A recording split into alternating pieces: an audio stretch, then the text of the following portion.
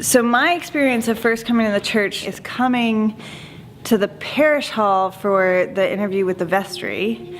And we used to have this gentleman here named Harry Coleman who died a couple years ago. But the head of the search committee met me outside the doors and then walked me into the parish hall.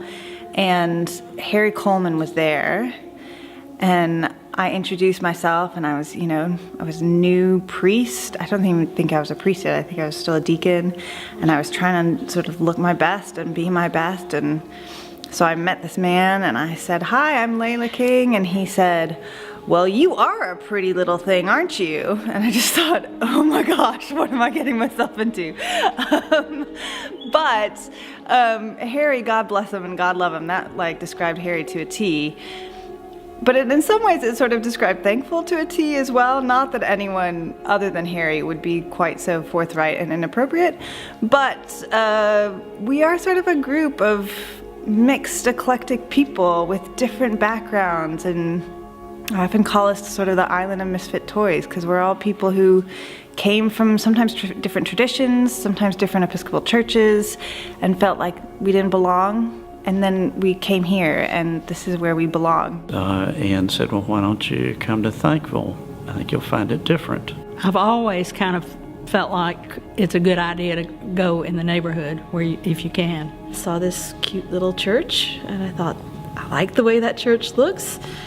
And so I went in and met a lot of very kind-hearted people, and it's a beautiful, beautiful building. Built in 1904. Mm-hmm. The building itself is kind of unique. It looks like a little country church in England. The sanctuary, the grounds are just really lovely. That's certainly an attraction, but the real thing is when you open the doors and come inside and meet the people. We are good at Thankful at welcoming everybody, no matter who they are, into the body of Christ. Everybody knows everybody here. Pretty much, I would say. They know them by name and know something about them, and they definitely take care of them when they're ill. And we, like every other small parish, we struggle with finances, and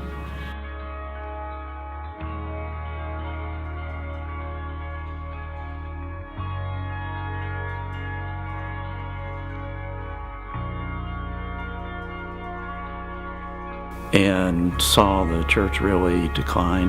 And there were some Sundays where there were almost as many people in the choir as there were in the congregation. But when Layla came, that really things started to turn around. She's a phenomenal preacher, and I don't know how she gets done as much as she gets done in the time that she has allotted. I hear this all the time, is when I tell people about the fact that I'm half-time at Thankful, and they say, "Ooh, how does that work?"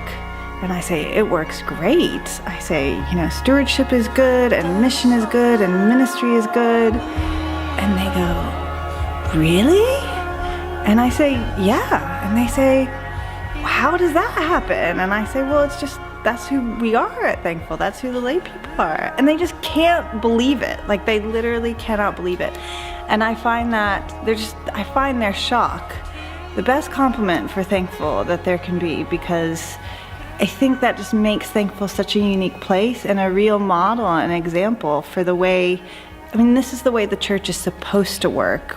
The rector, the priests are just there to help encourage baptized ministry. So what you do then is you have your pastoral care committee that does the calling on sick people, a lot of it. Now Layla's always there. If somebody's in the hospital, she's right there. But pastoral care keeps up with the needs of the congregation. And you have other committees that stand in, the committees that oversee the mission, the work that's done outside the church, very active committees. That's what we should be doing. That's why we should be here.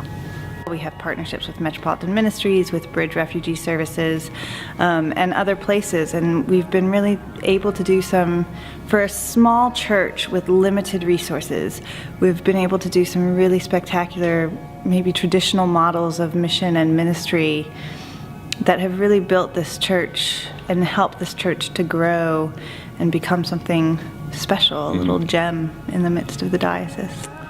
I've never felt like I wasn't wanted at Thankful, and I think for me there have been times when I was feeling really down, and just coming here and being in a place where Christ feels so present was it just really made me feel like this is the community I like to be in.